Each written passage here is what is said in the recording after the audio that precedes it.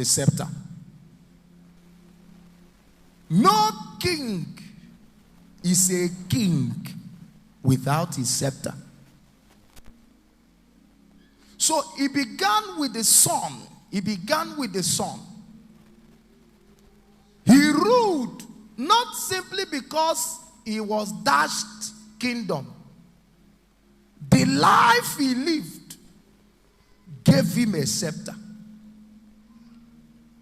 My friend, the first point to note, power is located in life. It was the life of righteousness that Jesus lived. Because you have loved righteousness and hated iniquity, that's what gave him the authority he carries. Authority does not come because a man visited the mount and refused to come down from the mountain and waited on God for days. There is something God will drop, but if it will last and be effective, it comes from a life. Nobody is interested in life nowadays. Nobody is interested. It has become an archaic instruction.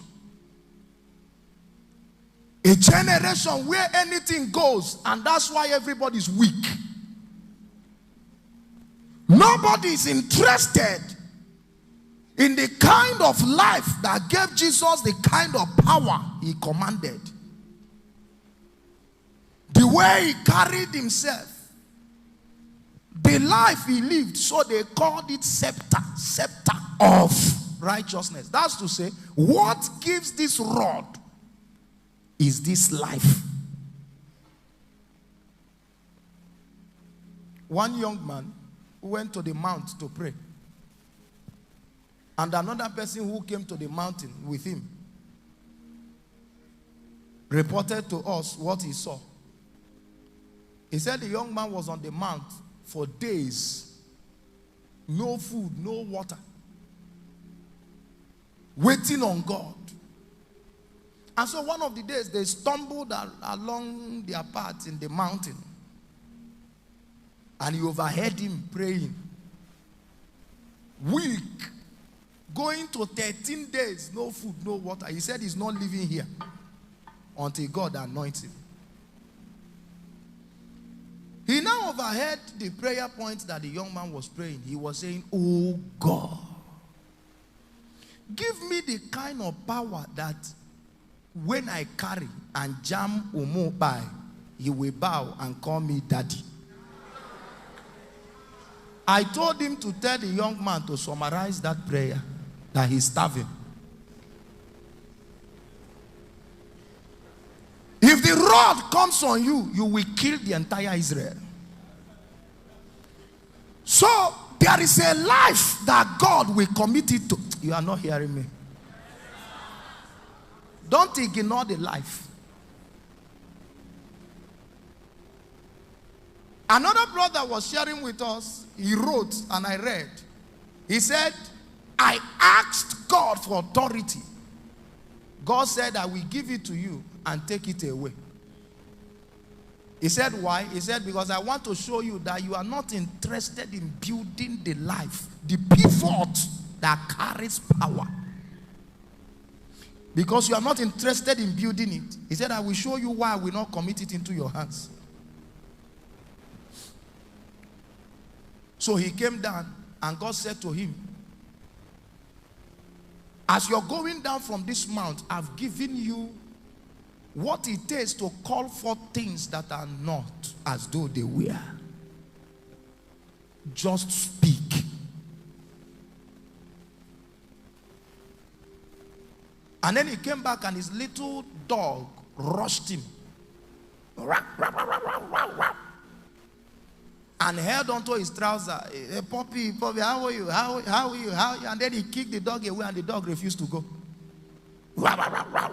On the trouser until he tore the man of God's trouser and pulled down the trouser. Only the underwear remained. He said, how dare you naked me? Die!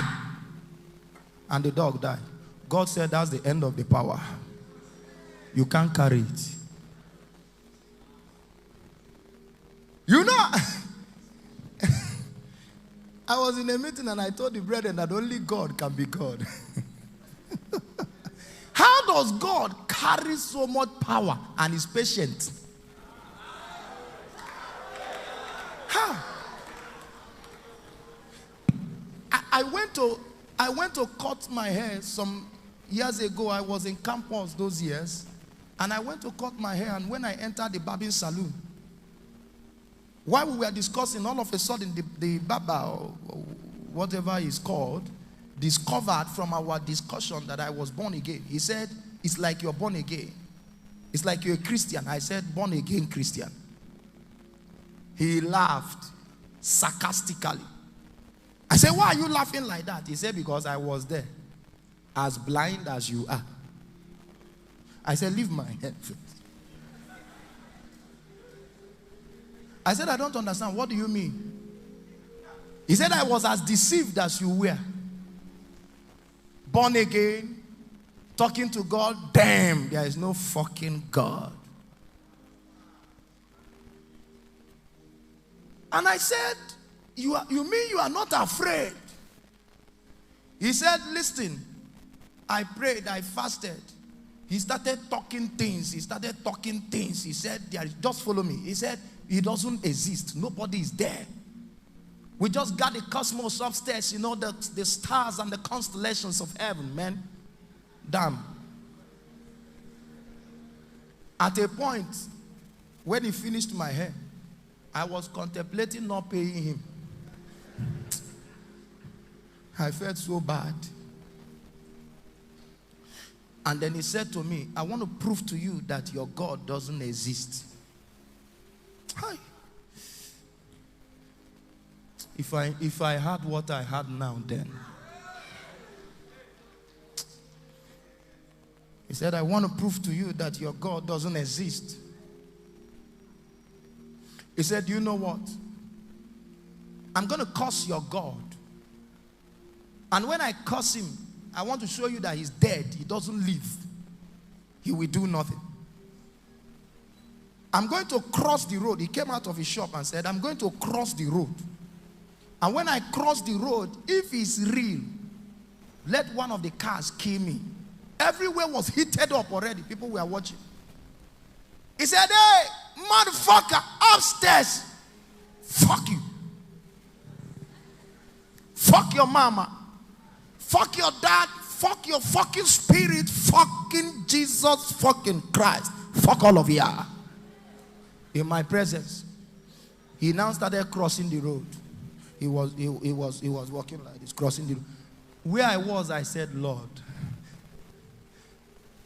even if it's his leg, break. I said, Lord, don't kill him. Even, can you help me break? Just shift anything at all. I said, if you won't do it, lend me power. Allow me. If I finish, I'll give it back to you. He crossed to the other side and turned to me and said,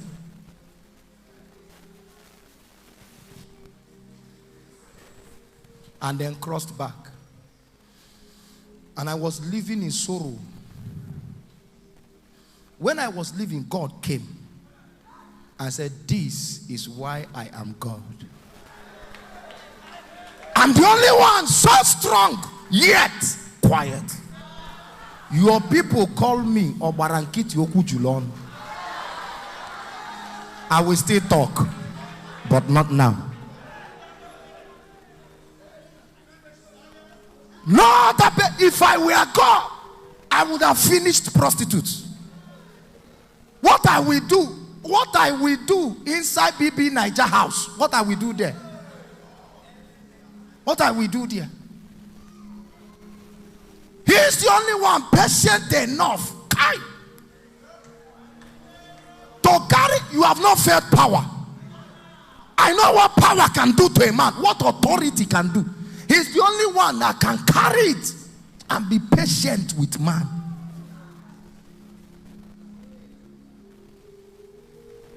That's why God has decided that even in this realm, whoever will hold the scepter will carry the life.